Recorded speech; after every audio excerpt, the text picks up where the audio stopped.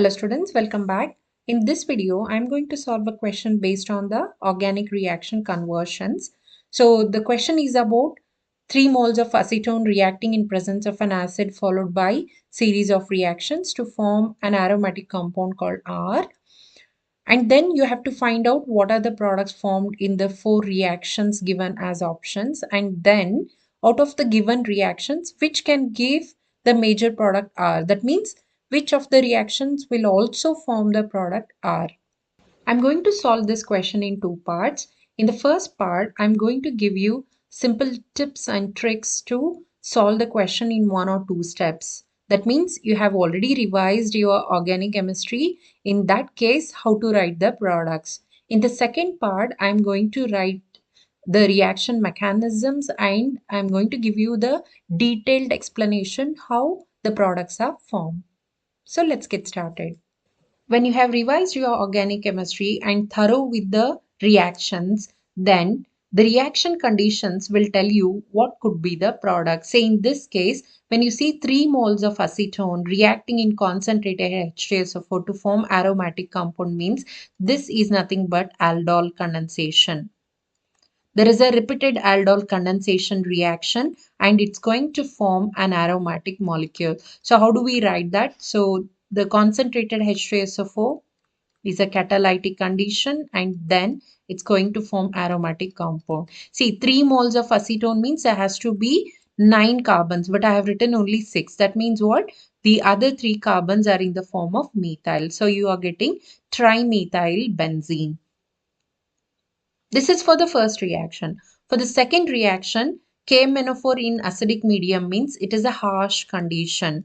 So what happens? The methyl groups are undergoing oxidation and since it is a strong oxidizing reagent, you're going to get carboxylic acid like this. A tricarboxylic acid will be formed.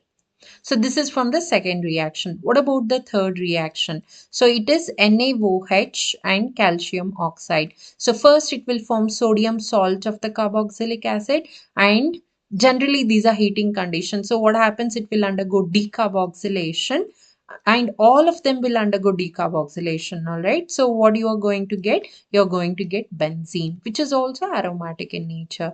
Therefore, the final product is R, that is benzene. So once you find what is the product here, let's check for the other reactions. Let's identify what are the products formed in these reactions. The first one is the acetylene, nothing but ethine molecule. When it is passed through red hot iron tube, what will be the product? It will be benzene. This is from class 11 hydrocarbons chapter. And also the second reaction is when an hexane is treated with Cr2O3 L2O3 at high temperature and pressure. Again, you are going to get the benzene. Both these reactions are from class 11th hydrocarbons chapter, preparation of aromatic compounds, right? Now, both A and B are correct. They are forming the benzene as a product. Let's check for option C. When this trialdehyde compound is treated with zinc amalgam in HCl, that means what? It is a reduction. And the aldehyde will be completely reduced to the hydrocarbon. So what we are going to get? We are going to get trimethyl benzene. So this is Clemmensen reduction. So again, one more named reaction. See, we are getting trimethyl benzene, but not benzene. Therefore, this is not the answer. This is not the correct option. Let's look at the last option. So here we have a ketone. It is treated with dilute KOH. KOH is a base. What it does? It will pick up the proton from here and then it will undergo tautomerization like this. So what we are going to get? We are going to get phenol. It is treated with zinc. So what zinc does? It is removing oxygen, right? So it's a reducing agent. So it will remove oxygen. That is nothing but the formed product here is benzene. So this reaction, the series of reactions are also forming benzene as a final product. Therefore, the right option here is D. Here, the right options are A, B and D. As I told you earlier, 3 moles of acetone in presence of concentrated H2SO4 or a base, it will undergo aldol condensation. So what is aldol condensation? I have explained in detail in some of my previous videos. I'm going to give you the links for the videos in the description, and you can watch the videos and again you can get back to this question. So in aldol condensation, we always remove a water molecule when two aldehydes or ketones with alpha hydrogen reacts with each other. So how do you write that? I'm going to write a ketone molecule here and a ketone molecule here like this. So you see there are three hydrogens here, but I am going to remove only two hydrogen with this oxygen. So when this will be removed, what you are going to get? You're going to get alpha beta unsaturated ketone like this. Now, still we have one more molecule of the acetone. So how do you write that? Very simple. You have to write it in such a way that you have to remove one more mole of water. How so? Here, two hydrogen from here and one oxygen from here.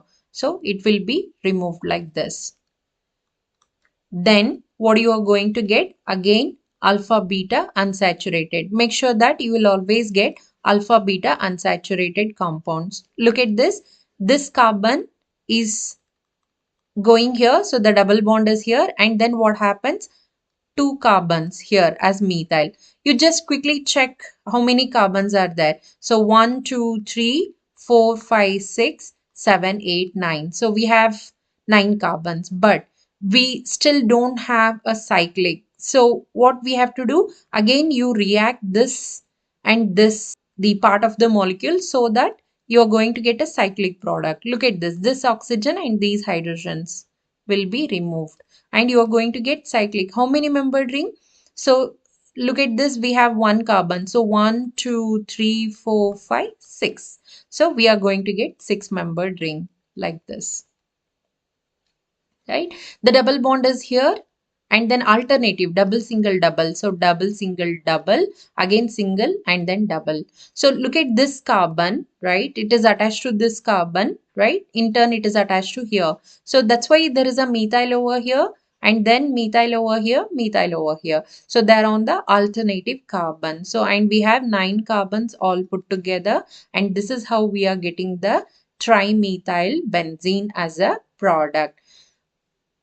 This trimethyl benzene further is undergoing oxidation with KMnO4. This is quite simple and straightforward. It's going to form the benzoic acid.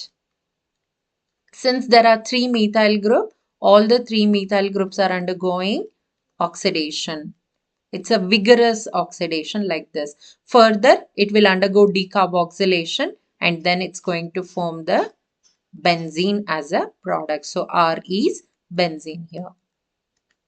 Now you know how to predict what is the product R in the given reaction. The rest of the reactions are pretty straightforward. So you can predict the products for them and then compare with what is formed in the main reaction. I hope I made it clear, and if you still have any questions on this, you can comment your doubts in the comment section. I will help you with that. Thank you.